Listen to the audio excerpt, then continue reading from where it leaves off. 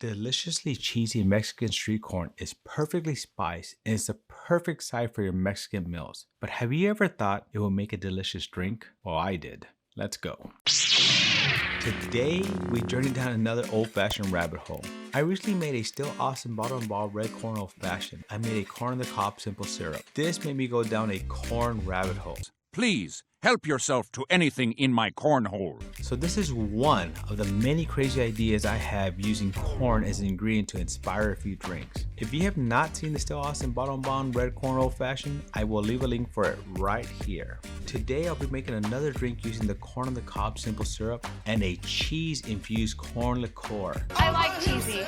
To make an old-fashioned in the style of a Mexican elote or street corn old-fashioned. Cocktail quiz time. Corn is grown on every continent with the exception of one. Can you guess which one? Now, cotija cheese is typically used in Mexican elote, but many will use fresca or even parmesan depending on the region that you're in. I did a lot of testing and even had a lot of help from my staff, and we discovered that the fresca added more flavor and creaminess than any of the other cheeses. Little cheesy. So, let's start making the Mexican elote old-fashioned. Mexican elote old-fashioned ingredients: 1 ounce of Nixta Fresca cheese infused, 1 ounce vodka, 1 ounce corn on the cob simple syrup, 2 dashes of lime bitters, 1 dash barrel-aged bitters, mayonnaise, trechas, baby corn. So we're gonna be making the Mexican elote old-fashioned in a shaker. Yes, I did say shaker, not a mixing glass.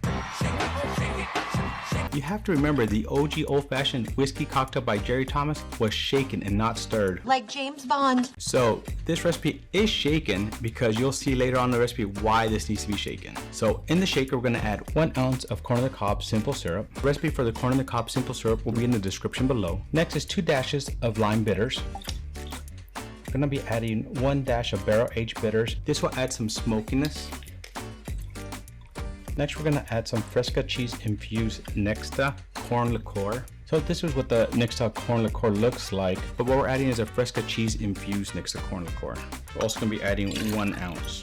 Next, we're also adding 1 ounce of this Tito vodka. I have this large one because that's what I have on hand. Check out my belt buckle. It says everything's bigger in Texas.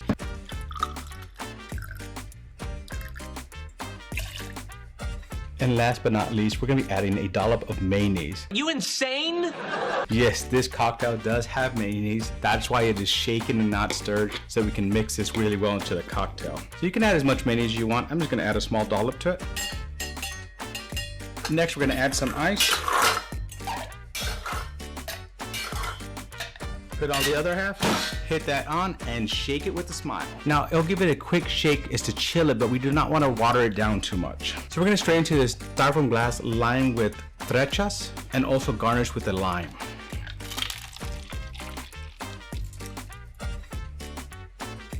And last but not least, we're also gonna garnish it with a baby corn with trechas already on it.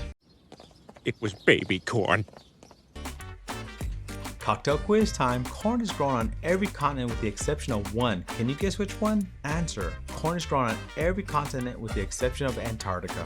So here we go. Time to taste this. I'm gonna taste it with the lime on the side for right now and taste it as is with that trechas on the side. So let's taste this.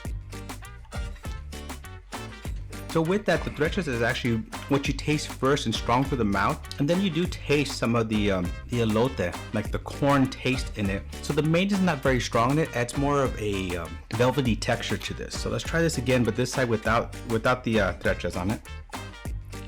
While going in there, you can actually smell the corn. Most of the corn taste is not from this. It's actually from the corn on the cob simple syrup. And that's why we're using a whole ounce of this to make it a little bit sweeter, but also more corn flavor.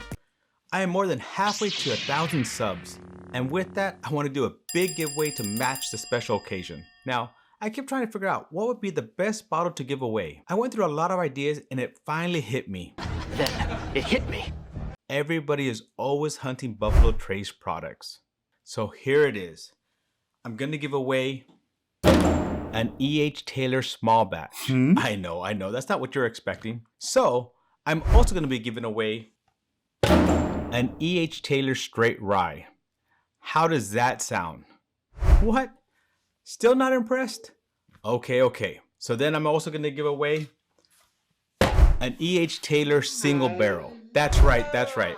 When I hit 1,000 subs, I'll be giving away all 3 of these bottles to a lucky winner.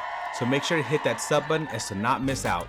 What I'm gonna do is, a lot of people like to add a little bit more chili or trachas to there, so I'm gonna add a little bit more of that over the top. And they like to squeeze a little bit of lime over it too, so let's do that. And here we go. This is actually a really good drink. I was worried that, adding a cheese flavor, adding a mayonnaise to this would actually kind of make it very, very weird. And on paper, it seemed very weird, but my head couldn't get wrapped around it that I had to try it, I had to make it. So first of all, I like to thank my staff. So my staff went through multiple versions of this to help me choose what tasted more like a Mexican elote, what you would buy on the street. So it does have that hint of corn, it does have the hint of chili, it does have a hint of lime, and a very, very small hint of that cheese infusion here. Now it's not very strong cheese infusion, and we could probably do something to make that stronger, or maybe even add that as garnish on top, so when you're tasting it you also get that, because when you do eat the elote, you're already eating those bigger chunks of cheese with it. But if it wasn't for my staff going through 3 versions of these to figure out which one was the best, I wouldn't have this one that is the closest. I think a very, very good drink. My staff was a little worried about the mayonnaise too, but actually in the end they really liked it. They liked all 3, and this one was the winner. Now originally I did try to use mellow corn, but that didn't add anything to it. It actually took away from the flavor and hid the corn flavor. So that's why I actually used the vodka instead. So we're adding that spirit, but without adding an additional flavor, so we can highlight the corn flavor in this. Thank you again for joining me on another old-fashioned rabbit hole, and on this corn rabbit hole that I'm going down. I still have a few more drinks to make with the corn, so I hope you like these. I hope you're liking them, and if you have any suggestions for any other corn drinks, make sure to leave them in the comments below. So friends, until next time, cheers.